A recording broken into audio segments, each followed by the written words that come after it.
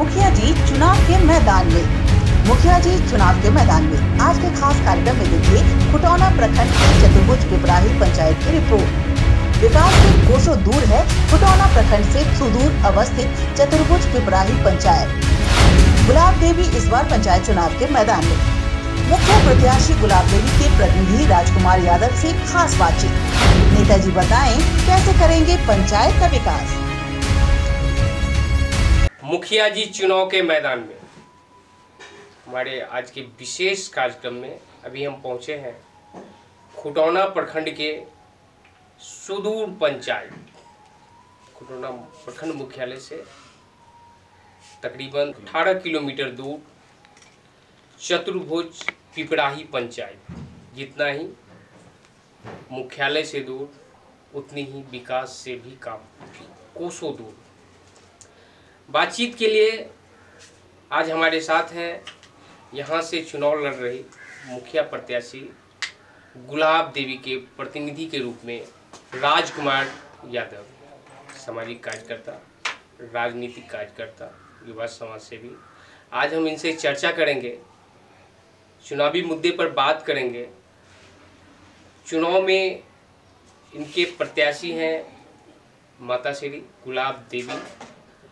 उनके चुनावी मुद्दे पर हम बात करेंगे। पंचायत के रिपोर्ट कार्ड भी हम आपको बताएंगे। हमारे साथ बातचीत के लिए मौजूद हैं राजकुमार जी। हम उनसे आपका परिचय कराते हैं। सर, आप संक्षेप में अपना परिचय हमारे दर्शक और आप अपने मतदाताओं को दें। जी नमस्कार, मैं राजकुमार यादव, जिला उपाध्यक्ष युवा जदयू, सह समाज सेवी, युवा साथी। आपके माता जी इस बार चुनाव के मैदान में है। गुलाब देवी महिला आरक्षित सीट है। महिला ही यहाँ से प्रधान होगी गांव की।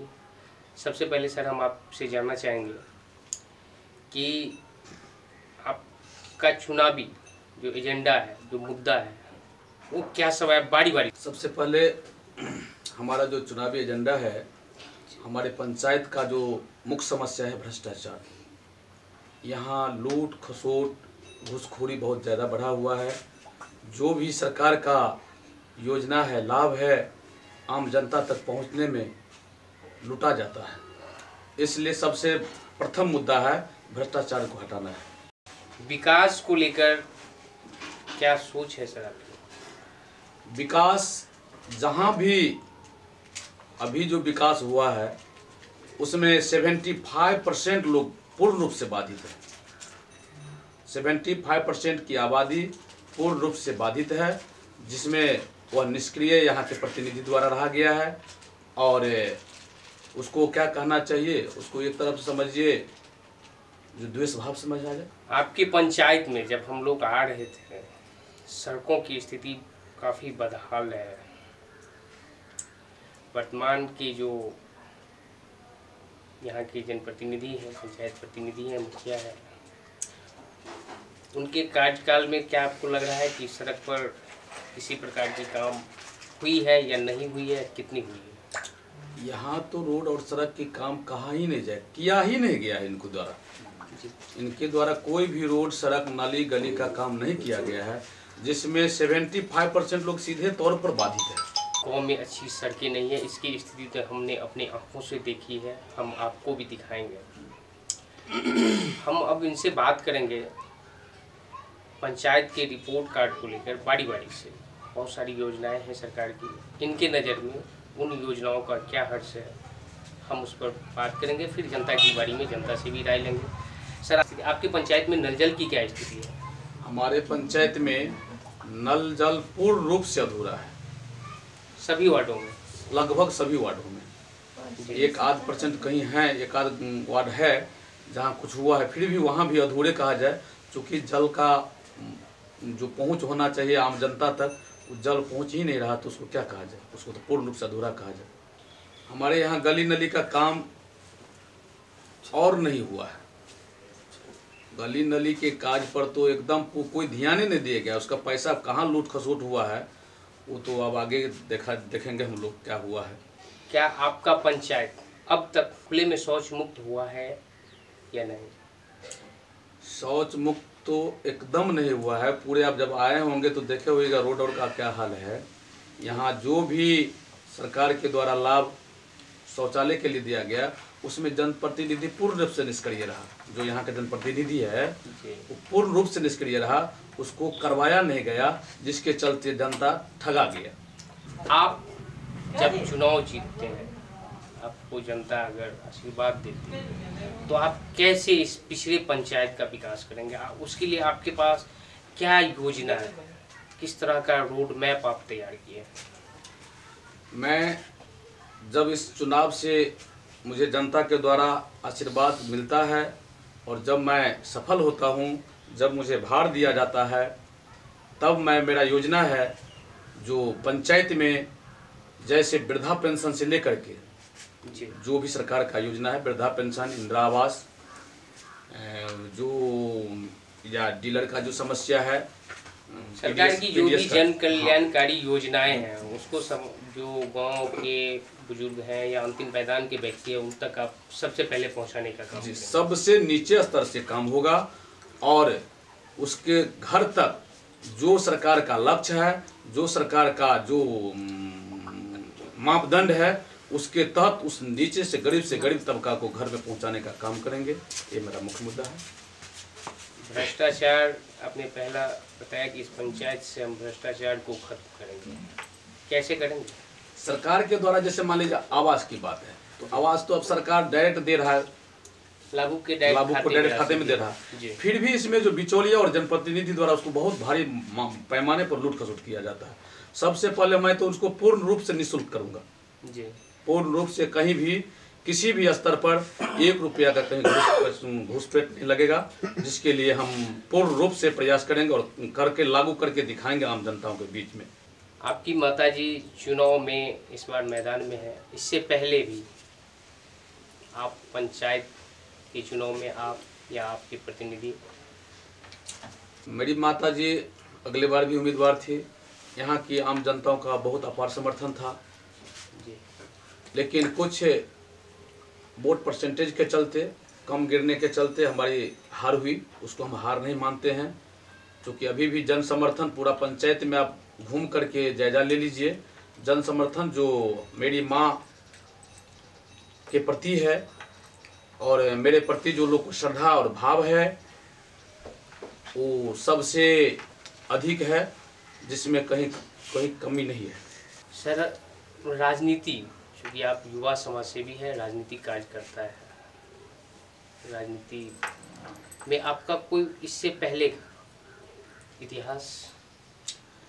मैं सामाजिक बहुतों सारा काम किया हूँ, क्योंकि मुझे अपने पास कलम या कलम का कोई पावर नहीं था, फिर भी कहीं विधायक से या कहीं से किसी मंत्री से या कहीं से अपने सामाजिक जो भी हमारे सहयोगी हैं बुद्धिजीवियों से हमने समाज को हर स्तर पर उठाने का काम किया है। रोड का काम करवाए हैं, पुलिया का काम करवाए हैं, उसके बाद बिजली का काम करवाए हैं। जहाँ तक हुआ है समाज को सांप्रदायिकता के प्रति एकदम एग्रेसिव रखते हैं, सबको बचा के रखते हैं, समाज में वाद विवाद को निपटारा करवाते हैं। ये सब जो हम सब काम करते हैं और करते आ रहे हैं। पंचायत चुनाव में माताजी को बतौर मुखिया प्रत्याशी बनाना, इसके पीछे की वजह? यहाँ जो है सबसे बड़ी बात, माताजी को उम्मीदवार इसलिए बनाया गया है क्योंकि यह सीट जो हमारे यहाँ का ग्राम पंचायत का है वो महिला आरक्षण सबसे पहले चला गया।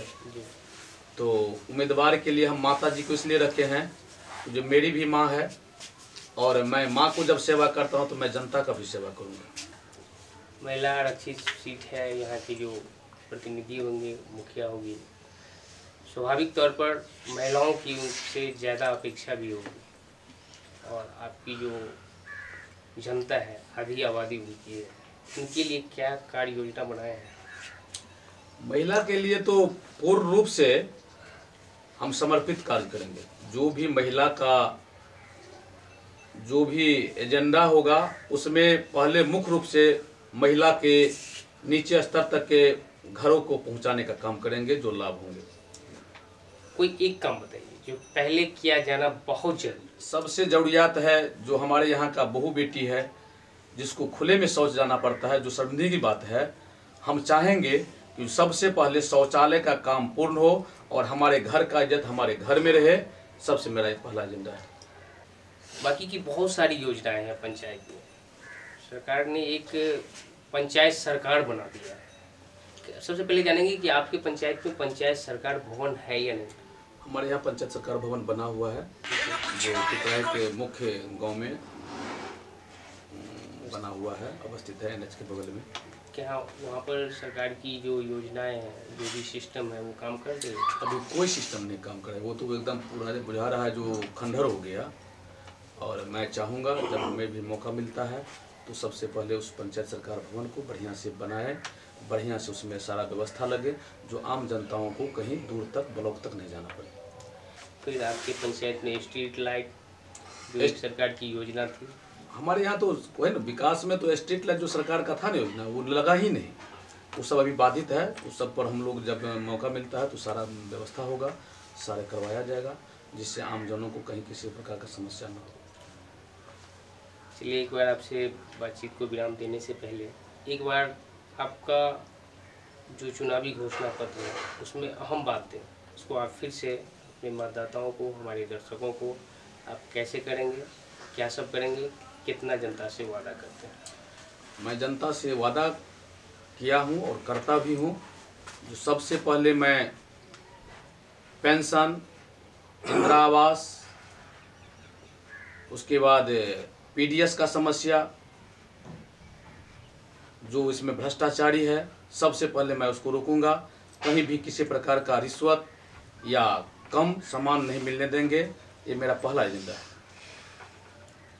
विकास में अभी आपका पंचायत बहुत पीछे है, इसको आगे बढ़ाने की बहुत ज़रूरत है। इसको कैसे लेकर जाएंगे? विकास में जो है, जब हमें मौका मिलता है तो हम विकास को हर वार्ड के स्तर पर करेंगे और एक भी नली गली से लेकर के रोड तक का काम बाधित नहीं रहने देंगे। चाहे हमें जितना भी मेहनत करना पड़े, हम कर करके सरकार से लड़ के ला करके हर घर तक इस रोड को और गली नली को पहुंचाने का काम करेंगे। मेरे साथ बातचीत के लिए बहुत बहुत धन्यवाद। आपको भी धन्यवाद। हमारे आम जनता मालिकों को हमारा सहृदय, सप्रेम नमस्कार, प्रणाम।